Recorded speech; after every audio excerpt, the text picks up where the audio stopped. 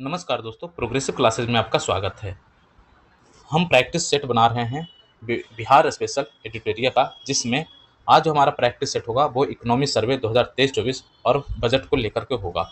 जिसमें हम देखते हैं, ये इकोनॉमी सर्वे का पहला प्रैक्टिस सेट है, जिसमें पहला क्वेश्चन है, बिहार आर्थिक सर्वेक्षण 2023-24 निम्नलिखित में से किसके द्वारा प्रस्तुत किया गया। तो ये प्रस्तुत किया गया सम्राट चौधरी के द्वारा।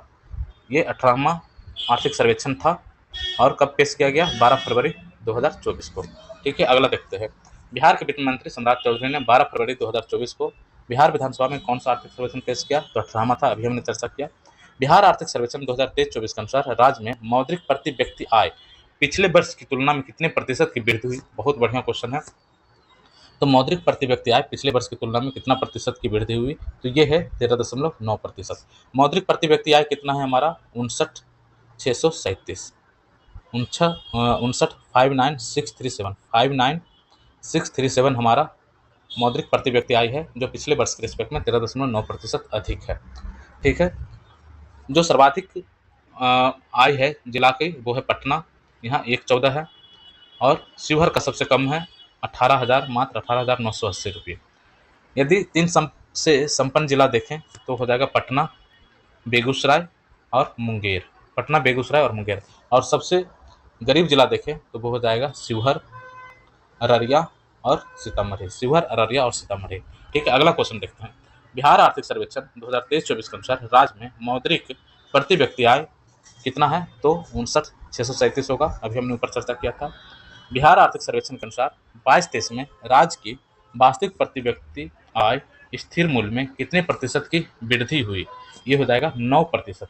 स्थिर मूल्य में 9% की वृद्धि हुई। वास्तविक जो प्रति व्यक्ति आय वो कितना है, 35,119। पिछले वर्ष के रिस्पेक्ट में ये 9% अधिक है। ठीक है, तो स्थिर मूल्य पर हमारा 35,119 है, और ऐसे देखें चालित मूल्य पर तो 59,637 है।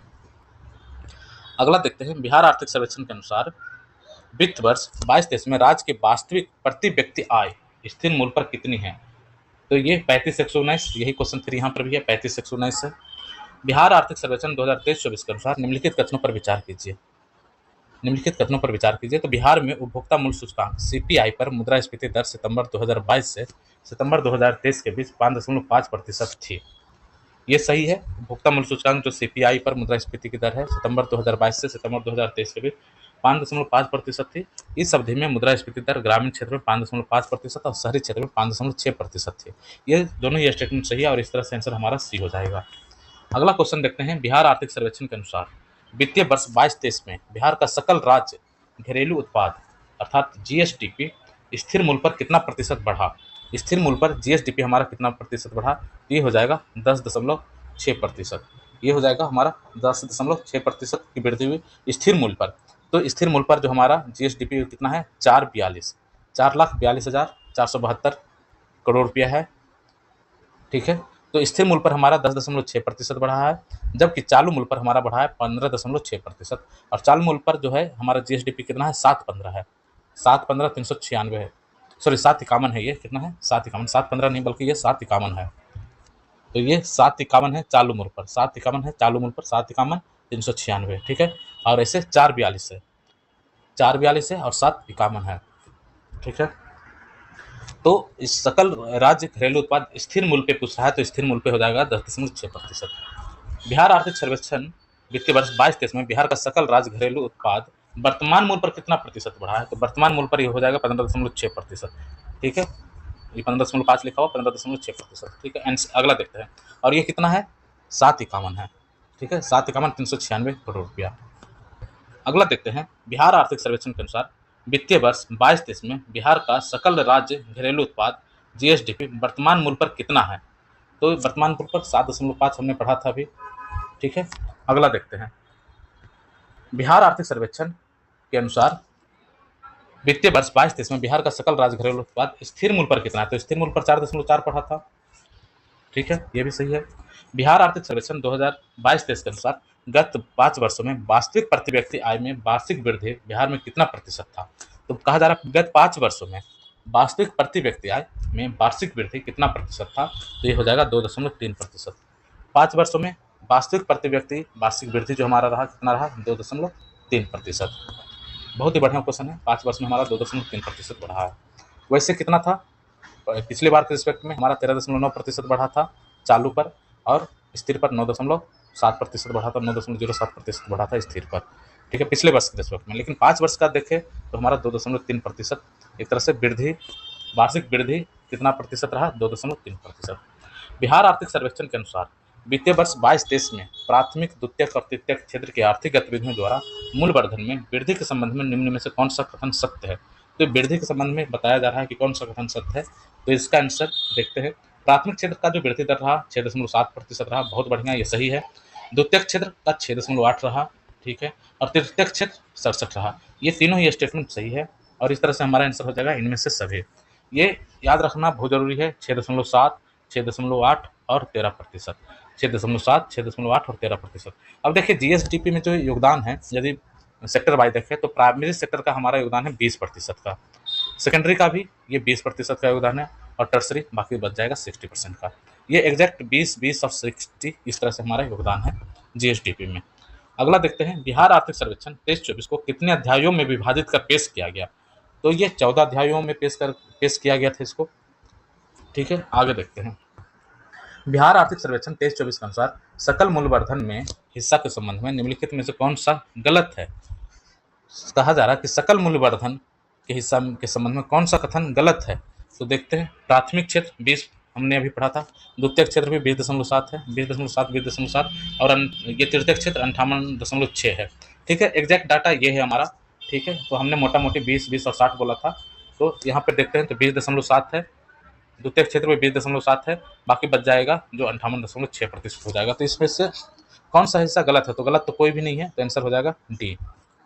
बिहार आर्थिक सर्वेक्षण 23-24 के अनुसार वित्तीय वर्ष 22-23 में बिहार सरकार द्वारा कुल व्यय किया गया, कुल व्यय कितना किया गया? 2023-24 के अनुसार वित्तीय वर्ष 22-23 में कहा जा रहा है, जो आर्थिक सर्वेक्षण आया हमारा 23-24 का, उसके अनुसार वित्त वर्ष 22-23 में बिहार सरकार द्वारा कुल कितना व्यय किया गया? तो ये किया गया था 2,31,904 रुपये।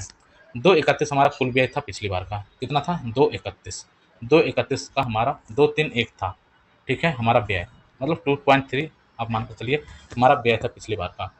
बिहार आर्थिक सर्वेक्षण 23-24 के अनुसार वित्तीय वर्ष 22-23 में बिहार सरकार द्वारा कुल व्यय के संबंध में निम्न में से कौन सा कथन सत्य है?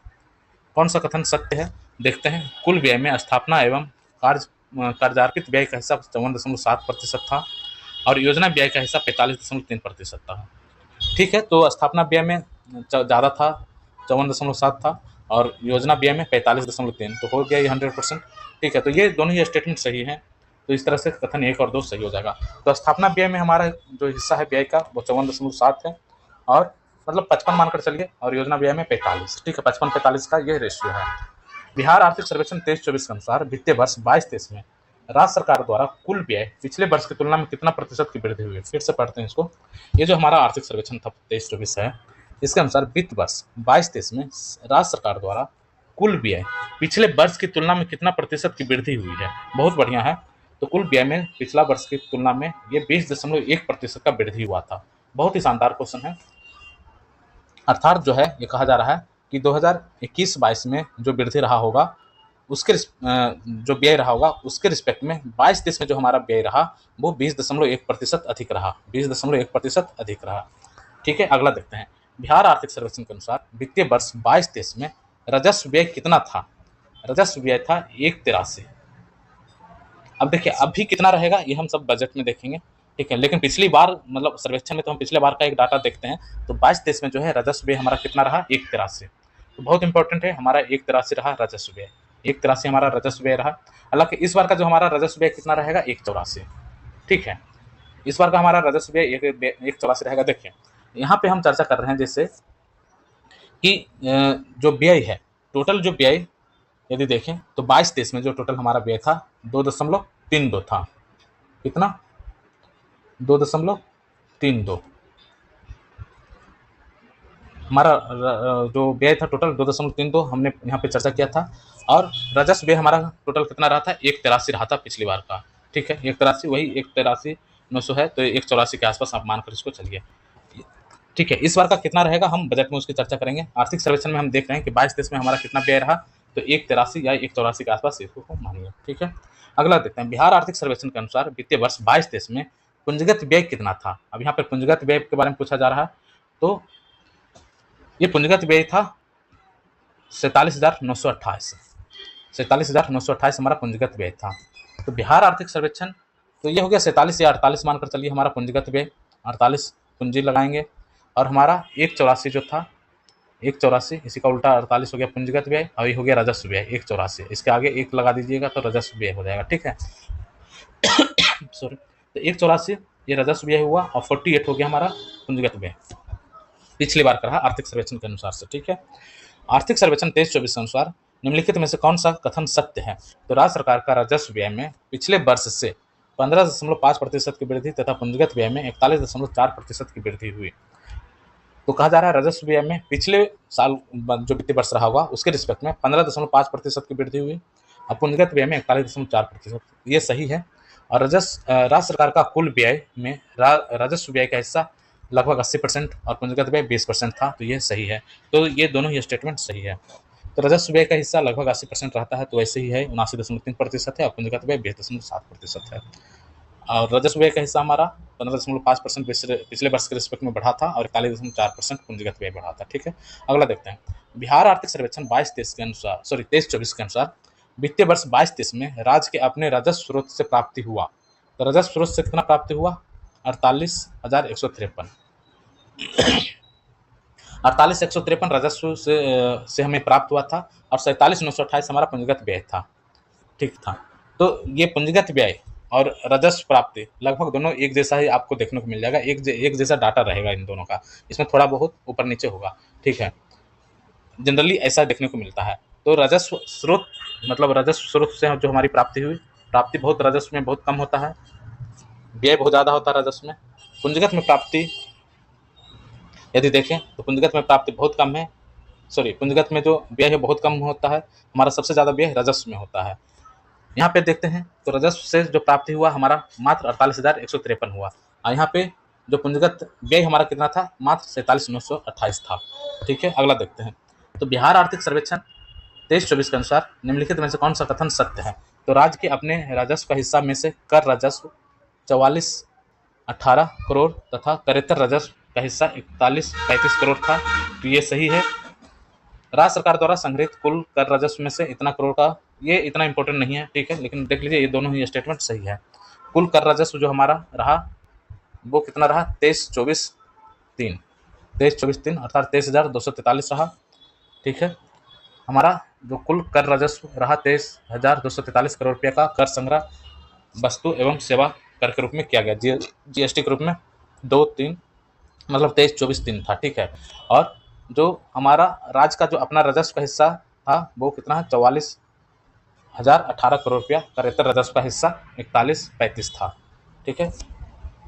अगला देखते हैं, बिहार आर्थिक सर्वेक्षण 23-24 के अनुसार वित्तीय वर्ष 2018-19 से 22-23 तक राज्य के कृषि एवं सहवर्ती क्षेत्रों से सकल राज्यगत मूल्यवर्धन में योगदान लगभग कितना प्रतिशत रहा। कहा जा रहा है कृषि एवं सहवर्ती के हिसाब से हमारा कितना योगदान रहा, जीबीएम में ये 20% रहा, जीएसबीएम में एक्चुअली जीएसबीएम में हमारा योगदान रहा 20%, कृषि एवं जो सहवर्ती क्षेत्र है उसका। बिहार आर्थिक सर्वेक्षण 23-24 के अनुसार वित्तीय वर्ष 18-19 से लेकर 22-23 तक राज्य एवं कृषि सहवर्ती क्षेत्र से सकल राज्य मूल्यवर्धन जीएसबीएम में विभिन्न क्षेत्रों के हिस्से में योगदान के संबंध में कौन सा कथन सत्य है, कौन सा कथन सत्य है कहा जा रहा है। तो फसल क्षेत्र का जैसे हम 20% का हमारा रहा योगदान जीएसबीएम में कृषि एवं सहवर्ती का, तो कृषि एवं सहवर्ती में ये सारे आ जाएंगे, फसल क्षेत्र, पशुधन, मत्स्य क्षेत्र और ये जल कृषि और वानिकी। तो इसमें सबसे ज़्यादा फसल 10% के आसपास, पशुधन का 6.6 मतलब 7 मान लीजिए, पशु हमारे साथ साथ रहते हैं, फसल 10, ठीक है, मत्स्य 1.8% मतलब 2% मान कर चलिए, और वानिकी भी 2%, ठीक है। तो हालांकि ये इस तरह से देखें तो 10 से 17, 2 19 1 20 इस तरह से हो जाएगा, 20-21 के आसपास, ठीक है। तो हमारा ये तो इस तरह से आंसर हमारा हो जाएगा डी। तो फसल क्षेत्र का हमारा 9.9% रहा, पशुधन का 6.6 रहा, मत्स्य क्षेत्र जल कृषि का 1.8 और वानिकी का रहा 1.6। अगला देखते हैं, तो इसको याद कर लीजिए, जैसे वानिकी जो है 16 बरस 16 16 मत्स्य के 18 बरस के हो गए तो आप मछली पालने गए या मछली का खेती किए। 16 में वन में घूम रहे थे और 18 में मत्स्य पालन हुआ और 66 ये पशुधन हुआ और फसल क्षेत्र 99 हुआ। ठीक है, फसल क्षेत्र 99 हुआ। इस तरह से भी याद कर सकते हैं, इसमें 5 लगा दीजिए। बिहार आर्थिक सर्वेक्षण 23-24 के अनुसार वित्तीय वर्ष 21-22 में शुद्ध बुआई क्षेत्र राज्य के कुल भौगोलिक क्षेत्रफल का लगभग कितना प्रतिशत था। बहुत ही शानदार क्वेश्चन है, ये क्वेश्चन बार बार पूछा जाता है और ये हमारा था 54.2%। तो 21-22 का डाटा यहाँ दिया जा रहा है कि 21-22 में शुद्ध बुआई क्षेत्र राज्य के कुल भौगोलिक क्षेत्रफल का कितना प्रतिशत था, तो यह था 54.2%। अगला क्वेश्चन देखते हैं। बिहार आर्थिक सर्वेक्षण 23-24 के अनुसार निम्नलिखित कथनों पर विचार कीजिए। वित्तीय वर्ष 21-22 में शुद्ध बुआई क्षेत्र 50.7 लाख हेक्टेयर था। ठीक है, अभी हमने यहाँ पे पढ़ा है लगभग ये हमारा 54% हो रहा था 21-22 में शुद्ध बुआई क्षेत्र, और लाख हेक्टेयर बोल रहा है तो लाख हेक्टेयर उस हिसाब से निकालेंगे तो आपका इतना निकल जाएगा। वित्तीय वर्ष 22-23 में ईख का उत्पादन हमारा 214.76 रहा। ईख का उत्पादन 214.76 लाख टन रहा। अंडा का उत्पादन 327 करोड़ टन रहा और मछली का उत्पादन 8.4 लाख टन रहा। मतलब 9 लाख टन के आसपास हमारा मछली का उत्पादन चला गया है। मछली का उत्पादन हमारा 22-23 में कितना रहा, 9 लाख टन। ठीक है, ईख का उत्पादन 214 लाख टन। ईख का उत्पादन कितना रहा, 214 लाख टन। मछली का उत्पादन 9 लाख टन। मछली 9 लाख टन। मछली को ऐसे कांटा में फंसाते हैं ना, जो लग्गी होता है उसे हम फंसाते हैं, इस तरह से काटा रहता है तो 9 लाख टन मछली आ गया एक तरह से। 214 रहा ईख का और शुद्ध बुआई क्षेत्र हमारा 50.7 लाख हेक्टेयर रहा। ये हमारा कितना हो जा रहा था, 54%, 54.2%। ठीक है, आगे देखते हैं। तो कहा जा रहा है इनमें से कौन सा कथन गलत है, तो गलत कोई भी नहीं है। बिहार आर्थिक सर्वेक्षण 23-24 के अनुसार निम्नलिखित में से कौन सा कथन सत्य है, तो सत्य कथन कौन सा है, तो हम देखते हैं। नई पर्यटन नीति 23-28 अवधि के लिए लागू की गई है, बिल्कुल सही है। जो पर्यटन नीति लाई गई है वो 2023 से लेकर 28 तक का है। वर्ष 2022 में बिहार में 254.17 लाख पर्यटक आए, ये भी सही है। राज्य सरकार द्वारा पर्यटन के लिए वर्ष 22-23 में बजटीय आवंटन 490 करोड़ रुपया किया गया, जो पिछले 5 वर्षों में 5.8 गुना ज़्यादा है, तो ये भी सही है। तो इस तरह से हमारा सारा जो ऑप्शन है ये सही है। तो हमारा राज्य जो पर्यटन नीति कितना है, 23-28 है। हमारा जो कितने लाख पर्यटक आए, तो 254 लाख पर्यटक आए हमारे यहाँ 22 में। और पर्यटन के लिए 22-23 में जो बजटीय आवंटन लगभग 500 करोड़ रहा और पिछले 5 वर्ष में ये लगभग 6 गुना है। ठीक है, 490 है यहाँ दिया हुआ, 500 करोड़ के आसपास याद रखिए। बिहार आर्थिक सर्वेक्षण 23-24 के तहत बिहार में किस उद्योग के लिए चतुर्थ कृषि रोडमैप के तहत प्रोत्साहन कार्यक्रम का क्रियान्वयन कर रही है, तो ये हो जाएगा गुड़ के लिए। गुड़ के लिए चतुर्थ कृषि रोडमैप में प्रोत्साहन कार्यक्रम का क्रियान्वयन किया जा रहा है। सर्वाधिक श्रम शक्ति सर्वेक्षण PLFS 22-23 के अनुसार बिहार में श्रम शक्ति सहभागिता दर कुल आबादी का कितना प्रतिशत है। बहुत ही शानदार क्वेश्चन है, बहुत ही शानदार। ये क्वेश्चन बार बार पूछा जाता है। हमारा जो श्रम शक्ति सहभागिता दर वो कितना है हमारी आबादी का, ये 50.9% है। अर्थात 51% हमारा जो श्रम शक्ति सहभागिता है हमारा कितना है, 51% है। बिहार आर्थिक सर्वेक्षण 23-24 के अनुसार वित्तीय वर्ष 22-23 में राज्य में श्रमिक जनसंख्या अनुपात कितना प्रतिशत था। श्रमिक जनसंख्या अनुपात ये हमारा कितना प्रतिशत था, ये था 48.7%। लगभग 49% के आसपास हमारा श्रम जनसंख्या अनुपात था। ठीक है, श्रमिक जनसंख्या अनुपात हमारा कितना था, 49%। अगला देखते हैं। बिहार आर्थिक सर्वेक्षण 23-24 के अनुसार 22 में पथ घनत्व में बिहार का देश के बड़े राज्यों में कौन सा स्थान है। बहुत बढ़िया क्वेश्चन है। तो हमारा घनत्व में तीसरा नंबर पर है, पथ घनत्व के मामले में बिहार तीसरा नंबर पर है पूरे भारत में। वित्तीय वर्ष 22-23 में ई शासन के क्षेत्र में बिहार राज्य को निम्नलिखित में से कौन सा पुरस्कार मिला, तो ई शासन के क्षेत्र में बिहार राज्य को निम्नलिखित में से कौन सा पुरस्कार मिला, तो ये मिला प्रधानमंत्री राष्ट्रीय लोक प्रशासन उत्कृष्टता पुरस्कार मिला था बिहार को। ई शासन देखिए कितना शानदार यहाँ पे दिया हुआ है।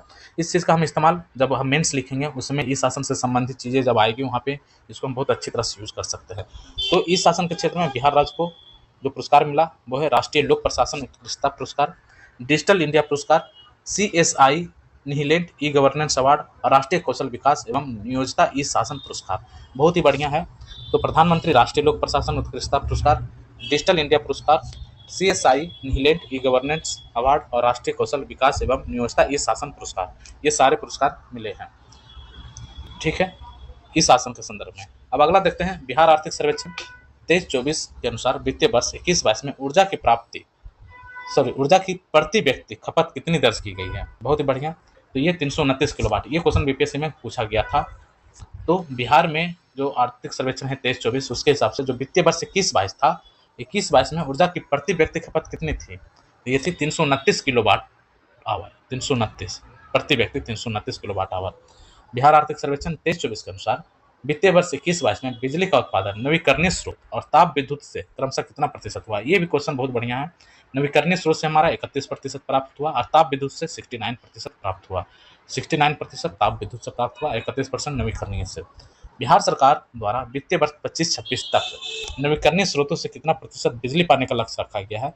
तो नवीकरणीय स्रोतों से कितना प्रतिशत बिजली पाने का लक्ष्य रखा गया है, ये 35%। अभी 31% है, तो 4% बढ़ाने का और लक्ष्य रखा गया है कि 25-26 तक हम बढ़ा लेंगे। बिहार आर्थिक सर्वेक्षण के अनुसार वित्तीय वर्ष 2016-20 में बिहार के लिए जन्मकालीन जीवन संभाव्यता कितना वर्ष हो गया है। ये हो गया 69.5%, 69.5% हो गया है। राज्य सरकार के कुल व्यय में सामाजिक सेवाओं पर व्यय वित्तीय वर्ष 22-23 में कितना प्रतिशत हुआ। सामाजिक सेवाओं पर व्यय हुआ है 41.3%। सामाजिक सेवाओं पर व्यय कितना हुआ, 41.3%। एक हाथ से ताली नहीं बजता है, दोनों हाथ से ताली बजाना पड़ता है, तो 41, ठीक है, 41 सामाजिक सेवा। सामाजिक सेवा जब करेंगे तो दोनों हाथ मिलाना पड़ेगा, ठीक है, तो सामाजिक सेवा होगा। एक ताली से हाथ नहीं बजेगा, मतलब एक हाथ से ताली नहीं बजेगा, एक हाथ से ताली नहीं बजेगा, आपको दोनों हाथ मिलाना पड़ेगा। 41, ठीक है, 41% सामाजिक सेवा पर, ऐसे याद कर लेंगे। तो बिहार आर्थिक सर्वेक्षण 23-24 के अनुसार वित्तीय वर्ष 2005-6 से 22-23 के बीच में राज्य सरकार द्वारा विभिन्न क्षेत्रों में व्यय से संबंध में निम्न में से कौन सा कथन सत्य है। तो ये देखते हैं, सामाजिक सेवा पर जो है 5-6 के रिस्पेक्ट में 22-23 में जो है हमारा सामाजिक सेवा पे खर्च 13 गुना बढ़ा है, सही है। स्वास्थ्य सेवा पर हमारा 11 गुना खर्च बढ़ा है और शिक्षा पर 10 गुना बढ़ा है। तो शिक्षा पे हमने 2005-6 से अभी तक 10 गुना खर्च बढ़ा दिया है, स्वास्थ्य पर 11 गुना और सामाजिक सेवा पर 13.3 गुना बढ़ाया, और इनमें से सभी ऑप्शन सत्य हैं। बिहार आर्थिक सर्वेक्षण 23-24 के अनुसार वर्ष 2021 में बिहार की कुल आबादी में बच्चों अर्थात 0 से 18 वर्ष की आबादी का हिस्सा कितना प्रतिशत है। ये 42% हिस्सा है। 42% हिस्सा जो है बिहार की कुल आबादी में ये युवाओं का है, मतलब युवा नहीं कह सकते, ये 0 से 18 वर्ष वाले जो किशोर वाले आयु है वो है, ठीक है। वैसे देखें तो बिहार में जो युवा होंगे ये लगभग 55% से ऊपर है, युवा हैं 60% के आसपास बिहार में युवा हैं। जो कार्यशील जनसंख्या है, ठीक है, कार्यशील जनसंख्या जो है 14 से यदि आप मानते हैं, सॉरी 15 से 59 तक यदि मानते हैं, तो कार्यशील जनसंख्या आपका यहाँ पे 60% के आसपास दिख जाएगा बिहार में। लेकिन 0 से 18 वर्ष की आयु का देखेंगे तो ये हमारे पास 42% आबादी है। बिहार आर्थिक सर्वेक्षण 23-24 के अनुसार वर्ष 21 में देश में बच्चों की कुल आबादी में बिहार के बच्चों का हिस्सा कितना प्रतिशत है। तो ये हो गया 16%। बच्चों की कुल आबादी में देश में जो जितने भी बच्चे हैं उनमें से बिहार के बच्चों का प्रतिशत आबादी कितना है, 16%। बहुत ही बढ़िया क्वेश्चन है ये, अर्थात जो बच्चे हैं मतलब बच्चे 16%, 16 बरस से कम, इस तरह से याद कर लीजिए, ठीक है। बिहार आर्थिक सर्वेक्षण 2023-24 के अनुसार सूची 1 को सूची 2 से मिलान करना है। तो इसमें कहा गया है कि कुल राजस्व प्राप्ति कितना होगा 23-24 के अनुसार, सूची 1-2 से मिलाना है। अच्छा, सर्वेक्षण के अनुसार से तो कुल राजस्व प्राप्ति हमारा कितना रहा, तो 172 रहा। अरे राजस्व प्राप्ति हमारा कितना रहा, 172 रहा। पूंजीगत प्राप्ति 44 के आसपास, सकल राजकोषीय घाटा ये सही है 44,823, प्राथमिक घाटा 29,640। ये बहुत ही बढ़िया क्वेश्चन है, यहाँ से डायरेक्ट क्वेश्चन आपको यहाँ पे देखने को मिलेगा, हो सकता है ये हूबहू क्वेश्चन आपको देखने को मिल जाएगा, ठीक है। जो हमारा राजस्व प्राप्ति रहा 172 रहा। क्वेश्चन इस बार बहुत शानदार आने वाला है, इसको आप सीरियसली लीजिए। अब वो समय गया जब आप बिल्कुल रटाफिकेशन करके चले जाते थे, आपको कंसेप्ट के साथ सारी चीज़ों का पता होना जरूरी है। कुल राजस्व प्राप्ति 1.72, पूंजीगत प्राप्ति 44,325 और सकल राजकोषीय घाटा 44,823। ये बहुत बढ़िया क्वेश्चन है, इसको याद रखेंगे। राजकोषीय घाटा हमारा कितना रहा, 44,823। पूंजीगत प्राप्ति 44,325, प्राथमिक घाटा 29,640 और कुल राजस्व प्राप्ति हमारा 172, ठीक है। राजस्व प्राप्ति 172, पूंजीगत प्राप्ति 44,325 और राजकोषीय घाटा 500 अधिक मानकर चलिए, तो 44,825 मान लीजिए, इसको 825 ही कर लेते हैं तब भी, ठीक है। 325, 825, 200 करोड़ रुपये अधिक, और प्राथमिक घाटा 29 या 30 मान लीजिए, तब भी याद हो जाएगा। और कुल राजस्व प्राप्ति हमारा 172 याद कर लें, ठीक है। तो इस तरह से आंसर हो जाएगा हमारा ए। अगला देखते हैं, बिहार आर्थिक सर्वेक्षण 23-24 के अनुसार प्रति व्यक्ति सकल राज्य घरेलू उत्पाद में सबसे समृद्ध जिला कौन सा है? तो ये हमने चर्चा किया था, पटना, बेगूसराय और मुंगेर होगा। सकल राज्य घरेलू में उत्पाद में सबसे गरीब जिला कौन सा होगा? हमने चर्चा किया था शिवहर, अररिया और सीतामढ़ी। शिवहर, अररिया और सीतामढ़ी। सर्वेक्षण 23-24 के अनुसार वित्तीय वर्ष 22-23 में प्रति 1000 व्यक्ति पेट्रोल खपत में क्रमशः सर्वाधिक एवं न्यूनतम जिला, तो पेट्रोल खपत में पटना ही होगा ज़्यादा, और न्यूनतम बांका, ठीक है। बांका जो है ये बांक देता रहता है, मतलब ऐसे याद करने के लिए, कोई अदरवाइज ना लें, ठीक है। तो पेट्रोल खपत कम हुआ वहाँ पर, मतलब बांक दे के ही किसी को बुला लेता है या किसी को आवाज़ दे देता है, तो इसे आने की जरूरत नहीं पड़ती है, तो ट्रांसपोर्ट कॉस्ट जो कम हो जाता है, पेट्रोल खपत कम होता है, ऐसे करके याद कर लीजिए, तो सेव कर लीजिए, ठीक है। तो न्यूनतम जो पेट्रोलियम खपत हुआ बांका। बिहार आर्थिक सर्वेक्षण 23-24 के अनुसार वित्त वर्ष 22-23 में सरकारी व्यय में विभिन्न क्षेत्रों में हिस्सा के संबंध में कौन सा कथन सत्य है? तो सामाजिक सेवा पर 38%, समान सेवा पर 24% और आर्थिक सेवा पर 17% खर्च किया गया। तो आर्थिक पर 17%, समान सेवा पर 24% और सामाजिक सेवा पर 38% खर्च किया गया, ठीक है। आर्थिक सेवा पर 17% और समान सेवा पर 24%। समान सेवा मतलब 24 घंटा समान सेवा होता रहता है, तो ऐसे याद कर लेंगे। ये 38% है, कौन सा? ये सामाजिक सेवा। सामाजिक सेवा 38% है, और 17% हमारा हो गया आर्थिक सेवा, इकोनॉमिक। 18 वर्ष का होगा तब कोई इकोनॉमिक पार्टिसिपेशन करेगा, तो उससे पहले ही 17% है आर्थिक सेवा, ठीक है। ऐसे याद कर लेंगे इसको। तो आर्थिक सेवा में हमारा 17% खर्च रहा, 24 घंटा काम कर रहे हैं, तो ये हो गया हमारा समान सेवा, और सामाजिक सेवा हो गया 38%। अगला देखते हैं, बिहार आर्थिक सर्वेक्षण 23-24 के अनुसार वित्तीय वर्ष 21-22 में बिहार में स्रोतवार सकल सिंचित क्षेत्र के संबंध में कौन सा सुमेलित है? तो इसमें से देखते हैं, बहुत ही शानदार क्वेश्चन, यहाँ से ये क्वेश्चन पूछा जा सकता है। तो नलकूप में जो है हमारा जो सिंचाई का व्यवस्था है सकल सिंचित क्षेत्र में, नलकूप का योगदान है 61%। सबसे ज़्यादा हमारा सिंचाई किससे होता है? नलकूप या कुआं से, ठीक है। उसके बाद हमारा नहर से होता है 31% और तालाब से 2.2%।